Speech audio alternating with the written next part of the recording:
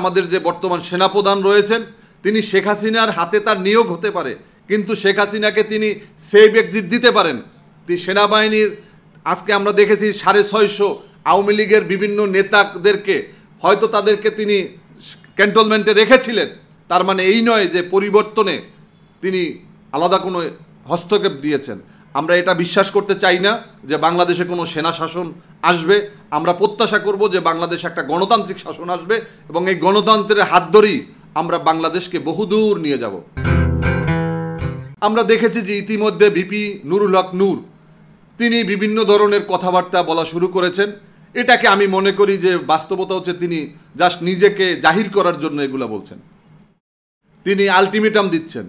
এই সরকারের বিরুদ্ধে আলটিমেটাম দেওয়া মানে এই সরকারের বিরুদ্ধে অবস্থান নেওয়া। আমরা এই সরকারকে সমালোচনা করব, এই সরকারকে পথ দেখাবো। আমরা এই সরকারকে সমালোচনা মানে তাদের বিরোধিতা নয়। আমরা এই সরকারকে যেমন দেখতে চাই তেমন বক্তব্য আমরা রাখবো। তার মানে আমাদের এই অর্জনকে যেন কোনোভাবে ম্লান হতে না পারে, এটাকে আমাদের সজাগ দৃষ্টি রাখতে হবে। কারণ এই অর্জন ব্যর্থ হলে আমরা যারা এখানে আওয়ামী বিরোধী রাজনীতি করি, আমাদেরকে গ্যাস দিয়ে গ্যাস সিলিন্ডারের ভিতর ঢুকিয়ে আমাদেরকে হত্যা করা হবে। আমাদেরকে আর আয়নাঘরে রাখা হবে না। আমাদের আজকে যারা জাতীয়তাবাদী ইসলামপন্থী দলের যারা শীর্ষ নেতৃত্বে আছেন তাদেরকে বলতে চাই, এখনও কিন্তু বিএনপিও ক্ষমতায় যায় নাই, অন্য কোনো দল ক্ষমতায় যায় নাই। আপনাদেরকে বুঝতে হবে যে এই অন্তর্বর্তীকালীন সরকারকে বিপদগামী করার জন্য অনেক খেলোয়াড়রা বিভিন্নভাবে খেলতেছেন। অনেকে বলেন 1 বছর পরে নির্বাচন হবে, কেউ বলে 18 মাস পরে নির্বাচন হবে, কেউ বলে 2 বছর পরে নির্বাচন হবে। অনেকে গুজব ছড়াচ্ছেন যে 5 বছর থাকবে এই সরকার। আমি বিশ্বাস করি না যে ডক্টর ইউনূসের কোনো রাজনৈতিক খায়েশ আছে। আমরা বিশ্বাস করতে চাই না। আমরা ওয়াকিরের, আমাদের যে জেনারেল ওয়াকির, তার বক্তব্যে আমরা শুনেছি যে তিনি বলেছেন যে 18 মাস পরে। আমাদের বক্তব্য পরিষ্কার এবং পানির মতো পরিষ্কার। আমরা এই তত্ত্বাবধায়ক অন্তর্বর্তীকালীন সরকারের কাছে আমরা সুনির্দিষ্ট কয়েকটা প্রস্তাব রাখতে চাই, সুনির্দিষ্ট কয়েকটা সংস্কার চাই। এরপরে তারা জনগণের ক্ষমতা জনগণের সরকারের কাছে দিবেন। তারা নির্ধারণ করবেন কিভাবে সংস্কার হবে। সমস্ত সংস্কারের দায়িত্ব অন্তর্বর্তীকালীন সরকারকে পালন করার দরকার নেই। এবং ডক্টর ইউনূসকে কোনোভাবে আপনারা প্রশ্নবিদ্ধ করবেন না। আপনারা আমাদের যে বর্তমান সেনাপ্রধান রয়েছেন তিনি শেখ হাসিনার হাতে তার নিয়োগ হতে পারে, কিন্তু শেখ হাসিনাকে তিনি সেভ এক্সিট দিতে পারেন। সেনাবাহিনীর আজকে আমরা দেখেছি 650 আওয়ামী লীগের বিভিন্ন নেতাদেরকে হয়তো তাদেরকে তিনি ক্যান্টনমেন্টে রেখেছিলেন। তার মানে এই নয় যে পরিবর্তনে তিনি আলাদা কোনো হস্তক্ষেপ দিয়েছেন। আমরা এটা বিশ্বাস করতে চাই না যে বাংলাদেশে কোনো সেনা শাসন আসবে। আমরা প্রত্যাশা করব যে বাংলাদেশে একটা গণতান্ত্রিক শাসন আসবে এবং এই গণতন্ত্রের হাত ধরেই আমরা বাংলাদেশকে বহুদূর নিয়ে যাব। পাঠ্যপুস্তক পরিমার্জনের কমিটি নিয়ে অভিযোগ উঠেছে, এই বিষয়ে আপনার মতামত কি? দেখুন, একটা জাতিকে যদি ধ্বংস করতে হয়, ওই জাতির সংস্কৃতিকে ধ্বংস করতে হয়, ওই জাতির শিক্ষা ব্যবস্থাকে ধ্বংস করতে হয়। বিগত 17টি বছরে বাংলাদেশের শিক্ষা ব্যবস্থাকে একবারে ধ্বংসস্তূপে পরিণত করেছে আওয়ামী লীগ। বিজাতীয় সংস্কৃতি এবং ভারতীয় হিন্দুত্ববাদী কায়দায় এখানের পাঠ্যপুস্তককে তৈরি করা হয়েছে। আমাদের ধর্মীয় কৃষ্টি কালচার এবং সংখ্যাগরিষ্ঠ মানুষের যে ধর্মীয় অনুভূতিতে আঘাত হানার মতো অনেক বিষয়কে তারা সংযুক্ত করেছে। আমরা দেখেছি আগডুম বাগডুম ঘোড়াডুম সাজে, যেগুলো পড়ানোর কোনো দরকার না। আমরা টিডিং সাইকেল চালায়, এই যে বিভিন্ন ধরনের কথা, শরীফের গল্প, এগুলো বাংলাদেশের মানুষের কৃষ্টি কালচার না। আপনাকে যদি কারো খারাপ লাগে আপনারা দেশ ছেড়ে চলে যেতে পারেন।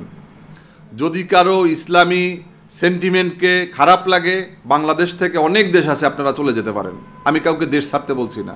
যদি খারাপ লাগে, এইখানে সংখ্যাগরিষ্ঠ মানুষের কৃষ্টি কালচার তাহাজিব তমদ্দুনের বাইরে কোনো শিক্ষানীতি হতে দেওয়া যাবে না। এজন্য আজকে যাদেরকে এই পাঠ্যপুস্তক সংস্কার কমিটিতে রাখা হয়েছে, এই ব্যক্তিগুলো প্রশ্নবিদ্ধ ব্যক্তি। এদের দ্বারা ভালো কোনো আশা করা যায় না। আগের মতোই হবে, ওই শরীফের গল্পই আবার চলে আসবে। যার কারণে এজন্য পরিবর্তন হয় না, এজন্য আমরা পরিবর্তন করি না। এজন্য এদেশের দল মত নির্বিশেষে ধর্মীয় অনুভূতিতে আঘাত নতুন করে হানুক, এটা আমরা চাই না। আমরা এখানে চাই এখানে সংখ্যাগরিষ্ঠ মানুষের, বিশেষ করে 2006 সালের আগে আমাদের যেই পাঠ্যপুস্তক যেভাবে ছিল, আমাদের পরীক্ষা পদ্ধতি যেভাবে ছিল, আমরা ওভাবে আমরা চাই। আমাদের নতুন করে অনেক কিছু করার দরকার নেই। আমাদের অনেক সাহাবার জীবনী নাই আজকে, আমাদের কবি জসিমউদ্দিনের গল্প কবিতা আজকে নাই, আমাদের কায়কোবাদের কবিতা আজকে নাই। আমরা যাদেরকে ধারণ করি, আমরা যেই আদর্শকে লালন করি, আমরা যে বাংলাদেশকে লালন করি, আমরা সেখানে কোথাকার কোন লেখকদেরকে, এখানে ভাড়াটে লেখকদেরকে তারা এখানে পুনর্বাসন করেছে। আর একটা বিষয় না বললে নয়, বাংলাদেশের বই বাংলাদেশে ছাপাতে হবে। বাংলাদেশের বই কলকাতায় ছাপানো চলবে না। বাংলাদেশে অসংখ্য প্রেস রয়েছে, যদি প্রেস কম থাকে আমি মনে করি আমাদের যে মুদ্রণ শিল্প রয়েছে, এই মুদ্রণ শিল্পর মালিকদেরকে নতুন করে বিনা সুদে লোন দেন আপনারা, বিনা সুদের লোন দিয়ে, ঋণ দিয়ে তাদেরকে নতুন নতুন প্রেস স্থাপন করান, বাংলাদেশের শিল্পকে বাঁচান। বাংলাদেশের প্রেসগুলো ধ্বংস হয়ে যাচ্ছে। আর কলকাতাতে গিয়ে এই কলকাতার সরকার, এই হিন্দুত্ব আওয়ামী শেখ হাসিনার এই ইন্ডিয়ান সরকার, তারা ইন্ডিয়াতে গিয়ে বই ছাপাই আনতো। খিচুড়ি প্রশিক্ষণের জন্য যেতে হবে কোথায়? ইন্ডিয়াতে যেতে হবে, সেখানে গিয়া খিচুড়ি প্রশিক্ষণ নিয়ে আসবে। সাঁতার প্রশিক্ষণের জন্য সুইডেন যেতে হবে। এই সমস্ত উদ্ভট, এগুলো বন্ধ করতে হবে। আমরা একটা সার্বজনীন বাংলাদেশের হিন্দু, মুসলমান, বৌদ্ধ, খ্রিস্টানদের আমাদের বিচরণ, এটা আমাদের ঐতিহ্য, ধর্মীয় সম্প্রীতি, সাম্প্রদায়িক সম্প্রীতি, এটা আমাদের ঐতিহ্য, আমরা গর্ব করি। আমরা একই সময় আমাদের পুজো, একই সময় আমাদের ঈদ পার্বণ আমরা করি। আমরা একই স্কুলে হিন্দু ছাত্র, হিন্দু মুসলমান ছাত্র, আমরা একই সাথে আমরা লেখাপড়া করেছি। আমাদের এখনও আমার মায়ের চিকিৎসা হিন্দু চিকিৎসক এসে করে। রাত 12টার সময় ডাক দিলে হিন্দু চিকিৎসক আমার মায়ের পাশে এসে তাকে তার চিকিৎসার খোঁজখবর নেয়। যার কারণে এটা আমাদের ঐতিহ্য। হিন্দু মুসলিমদের বসবাস বাংলাদেশ, এটা আমাদের, যারা এখানে সাম্প্রদায়িক সম্প্রীতি বিনষ্ট করতে চায়, যারা বাংলাদেশের হিন্দুকে হিন্দু হিসাবে প্রতিষ্ঠা করতে চায়, আমরা হিন্দুকে সংখ্যালঘু হিসাবে জানতে চাই না। আমরা মনে করি হিন্দুরা আমাদের ভাই, মুসলিমরা আমাদের ভাই। যার কারণে আমাদের এখানে কৃষ্টি, কালচার, তাহাজ্জুদ, তমুদ্দুন এবং আমাদের পাঠ্যনীতি, আমাদের পাঠ্যপুস্তক, আমাদের শিক্ষানীতি সব হতে হবে এখানকার আদলে। এই ভারতীয় হিন্দুত্ববাদীরা বিগত 17টি বছরে আমাদের সমস্ত অর্জনকে ম্লান করে দিয়েছে, ধ্বংস করে দিয়েছে। আমরা তার পুনর্স্থাপন চাই। 1 জানুয়ারি 2024 চেঞ্জ টিভি পা রেখেছে সুরভিত 6 বছরে। সবার প্রতি নিরন্তর শুভেচ্ছা। চেঞ্জ টিভি প্রতিষ্ঠা বার্ষিকীতে আমরা এদেরকে ধন্যবাদ জানাই। চেঞ্জ টিভিকে উত্তরোত্তর সাফল্য কামনা করি। আর সাথে সাথে আমরা বিশেষ করে এদেরকে অনুরোধ করব যেন তারা দেশের পক্ষে এবং বাংলাদেশের জনগণের পক্ষে, ইসলামের পক্ষে, হকের পক্ষে, সত্যের পক্ষে তারা যেন সুন্দর পরিবেশন করতে পারে, এই আশাবাদ ব্যক্ত করি। চেঞ্জ টিভিকে আমি তো মেলা দিন ধরে দেখছি। চেঞ্জ টিভি যতদূর সম্ভব বস্তুনিষ্ঠতার সাথে কাজ করছে এবং এই জন্য চেঞ্জ টিভির ভিউ আরও অনেক বেড়েছে, অনেক। আমি নিজে যে অনেকগুলো সভা করে মানে এখানে ইন্টারভিউ করেছি, কোনো কোনো ক্ষেত্রে আমি দেখেছি মিলিয়নের মতো হয়েছে ভিউ, মানে অন্য কোনো জায়গায় এত হয় নাই। আমি মনে করি চেঞ্জ টিভি ভালো কাজ করছে। প্রচণ্ড চাপ আছে, তার মধ্যেও চেঞ্জ টিভি যদি তাদের এই নিষ্ঠতা রাখতে পারে তাহলে এটা আরও ভালো করবে। আমি তাদের সাফল্য কামনা করি। আগামী 1 জানুয়ারি জনপ্রিয় যে online television, online media change টিভির 5 বছর পূর্তি হবে। চেঞ্জ টিভির সাথে আমার অনেক দীর্ঘ এবং পুরনো সম্পর্ক, প্রায় বলতে পারেন ঘরের সম্পর্ক।